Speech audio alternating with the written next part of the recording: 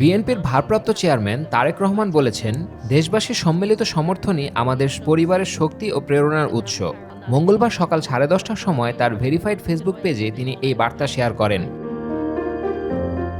তারেক রহমান জানান, বিশ্বের নানা প্রান্ত থেকে দেশনেত্রী বেগম খালেদা জিয়ার সুস্থতার জন্য যে সহযোগিতা ও শুভকামনা পৌঁছাচ্ছে, তার পরিবার ও বিএনপির পক্ষ থেকে সকলকে আন্তরিক ধন্যবাদ। তিনি উল্লেখ করেছেন, বিভিন্ন দেশের নেতৃবৃন্দ, কূটনীতিক এবং বন্ধুরা যে উদ্বেগ ও সহানুভূতি প্রকাশ করেছেন, পাশাপাশি বাংলাদেশের মানুষের ভালোবাসা ও দোয়া সবই তাদের গভীরভাবে স্পর্শ করেছে।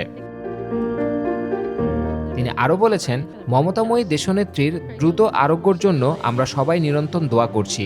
এই কঠিন সময়ে ঐক্য, সহমর্মিতা ও সংহতির জন্য প্রতিটি মানুষের প্রতি অসীম কৃতজ্ঞতা রইল।